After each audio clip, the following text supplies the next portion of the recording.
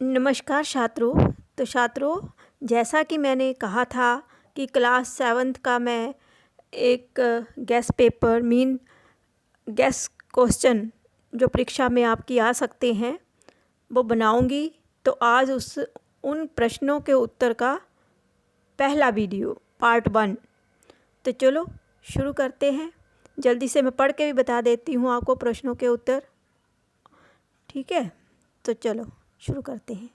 Class 7th NCERT part 2 और NCERT Hindi बसंत part 2 अध्याय 11 से 14 के अनुमानित कुछ महत्वपूर्ण प्रश्नों के उत्तर, very important question and answer part 1 for your exam dear students. इनके अलावा भी आपको अगर फुल मार्क्स लेने हैं तो आपको बेटा पूरे चैप्टर पढ़ने पड़ेंगे। आपके टीचर पता नहीं कहाँ से कैसा क्वेश्चन डालते हैं, ठीक है। ये सिर्फ मेरे द्वारा बनाए गए कुछ मेरी समझ से के अकॉर्डिंग जो है कुछ अनुमानित प्रश्न हैं, ठीक है। ये तरुवर फल नहीं खात है, सरवर पियत न पान, कहीं रहीम प्रकाश हित संपत्ति संची सुजान। ये दोहा है, आपको पता ही है किसका दोहा है, रहीम जी का दोहा है। तो उन्होंने इसका अर्थ भी आ सकता है आपका एग्ज़ाम में कि आप इसका अर्थ लिखिए। तो आपको कैसे लिखना है इस दोहे का अर्थ? इस प्रकार, इस दोहे के माध्यम से रहीम ये बताने का प्रयास कर रहे हैं कि वृक्ष अपने फल नहीं खाते और सरोवर अपना जल नहीं पीता। उसी प्रकार जो सज्जन व्यक्ति होते हैं ना, अपना संचित धन अपने लाभ के लिए उपयोग नहीं करते। उनका जो अपना धन है वो किस पर खर्च करते हैं? दूसरों की भलाई पर। यदि हम इस सच्चाई को अपने जीवन में उतार लें अर्थात अपना लें तो अवश्य ही समाज का कल्याणकारी रूप हमारे सामने आएगा और राष्ट्र सुंदर रूप से विकसित होगा। तो इस दोहे में रहीम जी यही बात बताने का प्रयास कर रहे हैं कि अगर जैसे जिस प्रकार जो वृक्ष जो होते हैं वो अपने फल स्वयं नहीं खाते हैं, उसी प्रकार हम जैसे या और कोई सज्जन व्यक्ति हैं जिनके पास ज़्यादा धन है, अगर वो गरीबों पर खर्च करे तो जो हमारा देश है वो बहुत ही सुंदर और विकसित रूप से उभर कर सामने आएगा, ठीक है बच्चों। रहीम की भाषा हिंदी के शब्द, अब कोई दूसरा प्रश्न इसका कि कुछ शब्द हैं ये विपत्ति, और रहीम की भाषा में विपत्ति को कैसे लिखा गया है और हिंदी के सही शब्द रूप हैं विपत्ति, ऐसे लिखते हैं। तो बादर को रहीम जी ने इस प्रकार लिखा है और हिंदी का शुद्ध रूप जो है वह है बादल है। बादल को रहीम जी ने बादर कहा है अपनी भाषा में। तो नीचे दिए उदाहरण पढ़िए। दूसरा क्वेश्चन भी है आपका कि नीचे कुछ उदाहरण दिए हैं, जैसे बनत बहुरीत। जो एक उदाहरण लिया है मैंने क्योंकि ये इम्पोर्टेंट लग रहा है मुझे, तो ये आ सकता है क्योंकि इसमें क्या बताया गया है, उपयुक्त पंक्ति में ब वर्ण की आवृत्ति हुई है। यहाँ पर ब वर्ण की क्या हुई है? आवृत्ति हुई है। बनत में भी ब है, बहुत में भी ब है और बहु में भी रीत। तो ब वर्ण की जो है आवृत्ति हुई है, बार बार प्रयोग हुआ है उसका। चारू चंदर की चंचल किरणें, इससे ही रिलेटेड एक और सेंटेंस है कि यहाँ पर इसमें आपको ये पूछ सकता है कि कौन से वर्ण की आवृत्ति हुई है। तो आपको क्या लिखना है? चारू में च, चंदर में भी च, चंचल में भी च, तो च वर्ण की आवृत्ति हुई है। रघुपति राघव राजा राम, इस प्रकार का भी कोई सेंटेंस हो सकता है आपको। तो आपको ये समझाने के लिए लिखा है मैंने। ये इसमें क्या हुआ है, इस वाक्य में र वर्ण की आवृत्ति हुई है। रघुपति राघव राजा राम, र से शुरू हो रहे हैं ना, तो र वर्ण की आवृत्ति हुई है।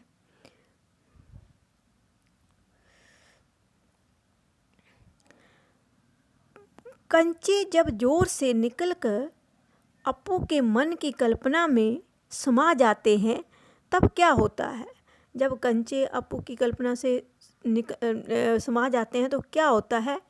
उत्तर के माध्यम से देख लो कि कंचे जब जार से निकलकर अप्पू के मन की कल्पना में समा जाते हैं तो बच्चों तब वह जार और कंचों के अलावे कुछ नहीं सोचता।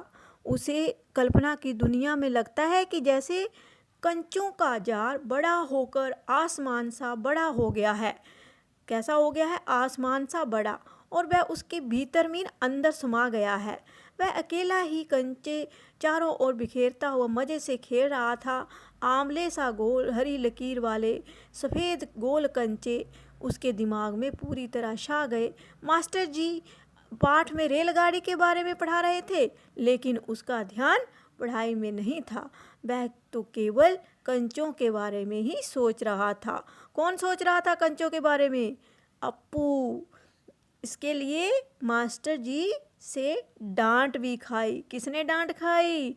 अप्पू ने। तो ये था एक क्वेश्चन। अब दूसरा क्वेश्चन जान लेते हैं। मास्टर जी की आवाज़ कम ऊंची थी। वे रेलगाड़ी के बारे में बता रहे थे। मास्टर जी की आवाज़ धीमी क्यों हो गई?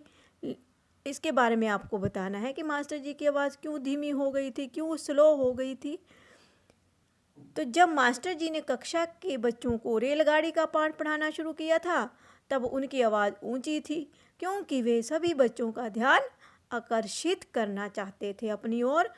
आकर्षित उसमें अट्रैक्ट करना चाहते थे।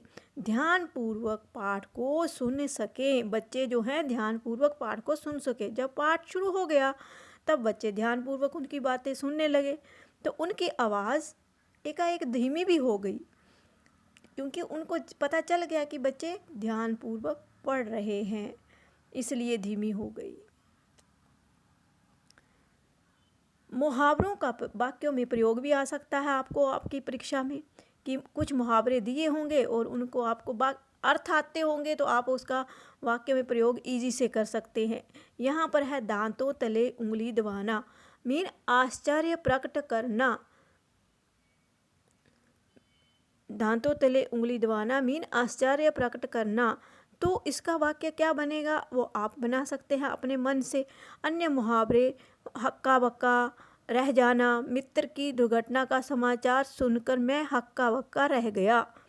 जब विस्मित होना, हैरान होना, ये दांतों तले उंगली दबाना और विस्मित होना एक ही मीनिंग प्रकट कर रहा है। तो ताजमहल की सुंदरता देखकर विदेशी सैलानी क्या हो गए? विस्मित हो गए, आश्चर्य हैरान हो गए, है ना। तो सांस रोके हुए का अर्थ होता है भयभीत होना, मीन किसी के भयभीत मीन फीलिंग समझ सकते हैं ना आप। भयभीत होना एकदम से इंग्लिश में क्या बोलते हैं? भयभीत होना मीन व्याकुल हो जाना। अभी हिंदी ही आ रही है मुझे मेरे माइंड में। व्याकुल हो जाना।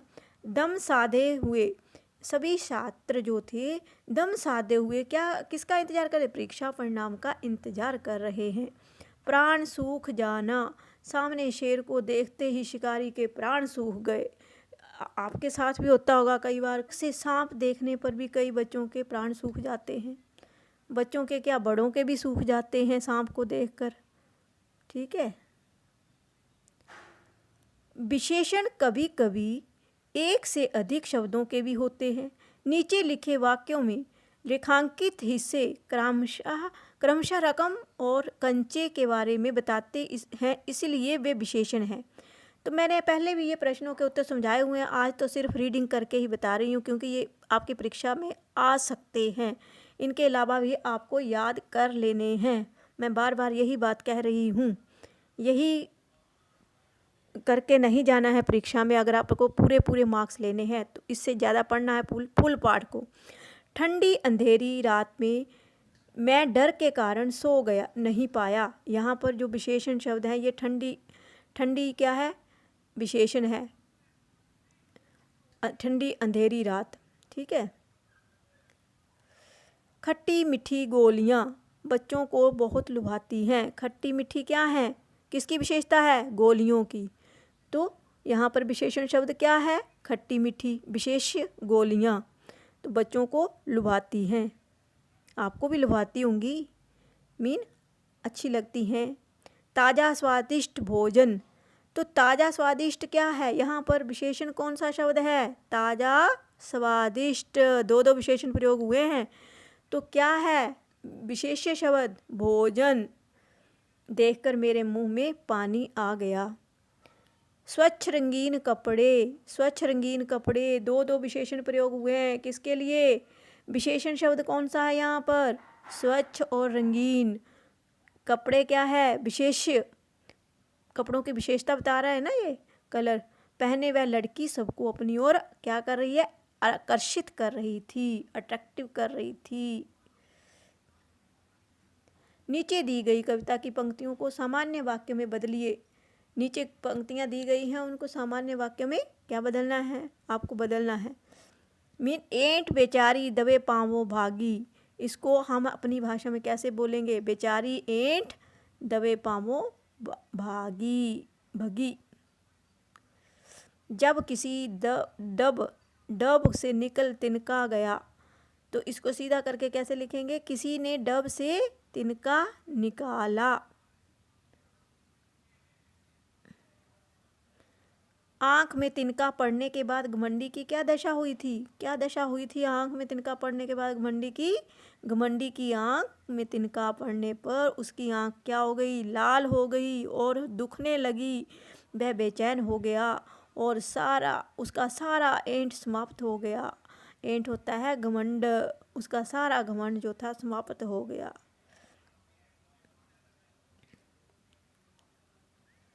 एक तिनका कविता में घमंडी को उसकी समझ ने चेतावनी दी। उसकी घमंडी को किसने चेतावनी दी? उसकी समझ ने क्या चेतावनी दी? ऐंठता तू किस लिए इतना रहा, एक तिनका है बहुत तेरे लिए। मीन तू इतना अभिमान किस लिए करता है? तेरा अभिमान चूर करने के लिए तो सिर्फ एक तिनका भी बहुत है। उपयुक्त मीन ऊपर लिखा गया, उपयुक्त होता है ऊपर लिखा गया काव्यांश के माध्यम से कवि ने ये संदेश दिया है कि अहंकार नहीं करना चाहिए, क्योंकि एक छोटा सा तिनका भी अगर आँख में पड़ जाए तो मनुष्य को बेचैन कर देता है। तो बच्चों, इससे हमें क्या शिक्षा मिली थी कि हमें कभी भी अहंकार नहीं करना चाहिए, घमंड नहीं करना चाहिए किसी भी चीज़ पर। इसी प्रकार की चेतावनी जो है कबीर ने भी दी है। और किसने दी है? कबीर ने भी इस प्रकार की चेतावनी दी है। तिनका कबहू ना नींदिए, पाम तले सो होए, कबहू उड़ी आँखिन परे, पीर घनेरी होए। कबीर जी ने भी चेतावनी दी है कि तिनके को कभी भी पाम तले नहीं कुचलना चाहिए। ये कभी भी हमारी आँखों में उड़कर पड़ सकता है और उसे हमें पीर घनेरी होए और बहुत सारा दर्द हो सकता है। हरिओध जी द्वारा लिखी गई पंक्तियों में किसी प्रकार के अहंकार दूर रहने की चेतावनी दी गई है, क्योंकि एक तिनका भी हमारे अहंकार को चूर कर सकता है। छोटे से छोटी वस्तु का अपना महत्व होता है। दोनों में, इन दोनों वाक्य जो भी मैंने काव्यांश की पंक्तियाँ पढ़ी हैं, उन दोनों में क्या बताया गया है बच्चों? कि घमंड बचने की शिक्षा दी गई है, घमंड से बचने की शिक्षा दी गई है। प्रत्येक तुच्छ समझी जाने वाली वस्तु का भी क्या अपना महत्व होता है। हर वस्तु की अपनी अपनी इम्पोर्टेंस है। भाषा की बात से भी आपको प्रश्न आएंगे ग्रामर के। तो कुछ पाठ में ही भाषा की बात में ग्रामर के दिए गए हैं प्रश्न, आपको उसी में से ग्रामर पूछा जाएगा और आपके टीचर पर डिपेंड करता है कि वो कहाँ से डाल रहा है।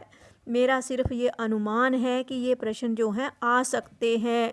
शप से, टप से, थर से, फुर से, सन से, ये कुछ शब्द दिए गए हैं और आपकी किताब में फिलिंग द ब्लैंक्स हैं नीचे, उनको वाक्य के अकॉर्डिंग इनको भरना है, आपने लगाना है कि कहाँ पर कौन सा शब्द आएगा। जैसे मेंढक पानी में खाली स्थान है तो क्या आएगा, छप से कूद गया। नल बंद होने के बाद पानी की एक बूंद से चू गई, मीन टप से चू गई। टप टप करता है ना पानी की साउंड, तो टप से चू गई।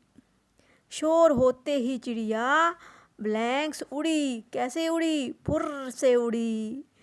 शोर हुआ नहीं तो चिड़िया फुर्र से उड़ी।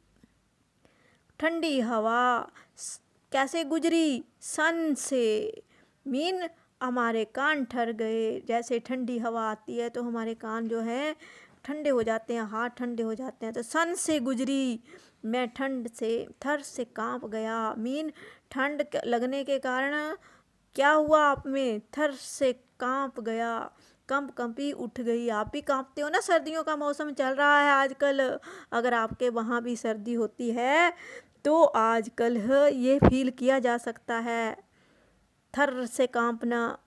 ठीक है। खान पान की मिश्रित संस्कृति से लेखक का क्या मतलब है, अपने घर के उदाहरण देकर इसकी व्याख्या करें। आपको अपने घरों के भी उदाहरण दे सकते हैं, उसके प्रकार आपको इसका व्याख्या करनी है। तो मैं एक बार पढ़ के बता देती हूँ फटाफट। खान पान की मिश्रित संस्कृति से लेखक का मतलब है स्थानीय, अन्य प्रांतों तथा विदेशी व्यंजनों के खान पान का आनंद उठाना। यानी स्थानीय व्यंजनों के खाने पकाने में रुचि रखना, उसकी गुणवत्ता तथा स्वाद को बनाए रखना। इसके अलावा अपने पसंद के आधार पर एक दूसरे प्रांत होता है राज्य, स्टेट को खाने की चीज़ों को अपने भोज्य पदार्थों में शामिल किया है। जैसे आज दक्षिण भारत के व्यंजन इडली, डोसा, सांभर इत्यादि उत्तर भारत में चाव से खाए जाते हैं, मीन शौक से खाए जाते हैं, इंटरेस्ट से खाए जाते हैं। उत्तर भारत के ढाबे के व्यंजन सभी जगह पाए जाते हैं। यहाँ तक कि पश्चिमी सभ्यता का व्यंजन बर्गर, नूडल का चलन भी बहुत बड़ा है। हमारे घर में उत्तर भारतीय और दक्षिण भारतीय दोनों प्रकार के व्यंजन तैयार होते हैं। मसलन मैं उत्तर भारतीय हूँ, हमारा भोजन रोटी चावल दाल है, लेकिन इन व्यंजनों से ज़्यादा इडली, सांभर, चावल, चने, राजमा, पूरी, आलू, बर्गर अधिक पसंद किए जाते हैं। यहाँ तक कि हम ये बाज़ार से ना लाकर घर पर ही बनाते हैं। इतना ही नहीं, विदेशी व्यंजन भी बड़ी रुचि से खाते हैं। लेखक के अनुसार यही खान पान की मिश्रित संस्कृति है। तो बच्चों, उम्मीद करती हूँ कि आपको ये मेरा छोटा सा प्रयास पसंद आ रहा होगा। अगर आपको आ रहा है तो वीडियो को लाइक ज़रूर कर देना। खान पान के मामले में स्वाधीनता का क्या अर्थ है, स्वाधीनता का अर्थ बताना है। अब खान पान के मामले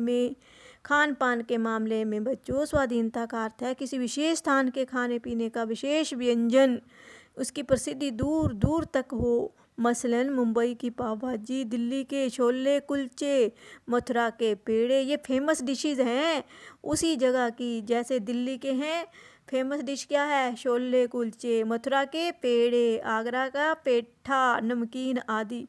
पहले स्थानीय व्यंजनों का प्रचलन था।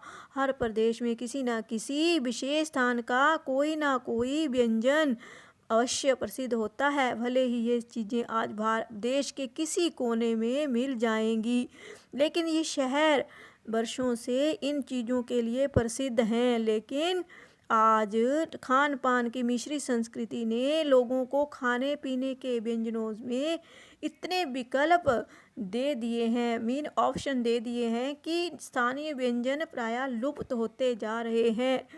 मीन अपने स्थानीय व्यंजन खाना लोग जो हैं भूल ही गए हैं कि क्या है हमारे स्थानीय व्यंजन। आज की पीढ़ी तो कई व्यंजनों भली भांति अवगत या परिचित भी नहीं है। आजकल की पीढ़ी को तो पता ही नहीं हमारे स्थानीय व्यंजन होते क्या हैं। दूसरी तरफ महंगाई बढ़ने के कारण इन व्यंजनों की गुणवत्ता में कमी होने से भी लोगों का रुझान जो है, रुचि जो है, इनकी ओर कम होता जा रहा है। हाँ, 5 सितारा होटल में इन्हें क्या कहा जाता है, एथनिक कहकर परोसने लगे हैं। 5 तारा जो होटल है मुंबई में, वहाँ पर इन्हें हमारे स्थानीय व्यंजनों को क्या कहकर परोसा जाता है? एथनिक कहकर परोसा जाता है। ठीक है, तो ये थे हमारे कुछ प्रश्नों के उत्तर। और भाषा की बात देख लेते हैं। खान पान शब्द, खान और पान 2 शब्दों को जोड़कर बना है बच्चों। खान पान शब्द में और शब्द छिपा हुआ है। जिन शब्दों के योग में और या और अथवा या जैसे योजक शब्द छिपे हों उन्हें क्या कहते हैं? द्वंद्व समास कहते हैं। ये समास से रिलेटेड प्रश्न है, आपको पूछा जा सकता है आपकी परीक्षा में।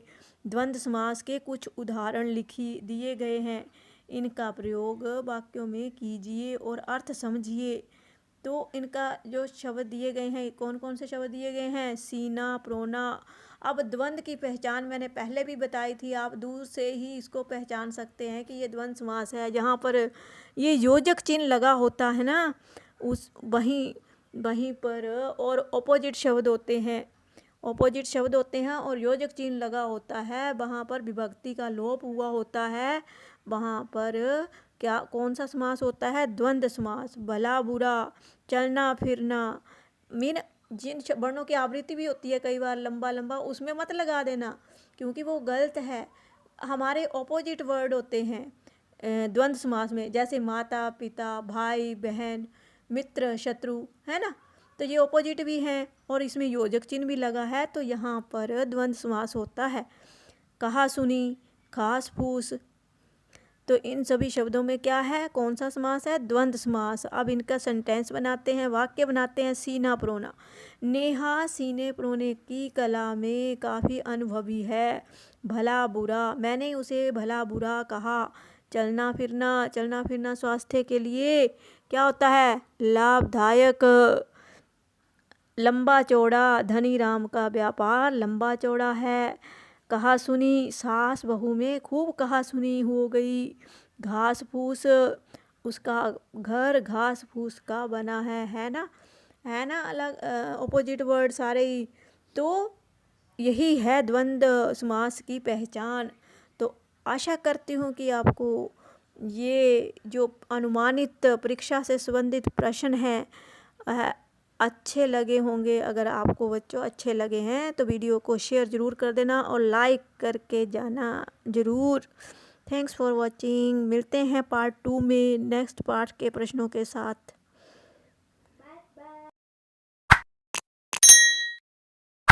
प्यारे बच्चों, जिन्होंने मेरे चैनल को अभी तक सब्सक्राइब नहीं किया है, मेरे चैनल को सब्सक्राइब कर दें ताकि आपको मेरे आने वाले वीडियो का नया नोटिफिकेशन मिल सके। लाइक और शेयर भी जरूर कर देना।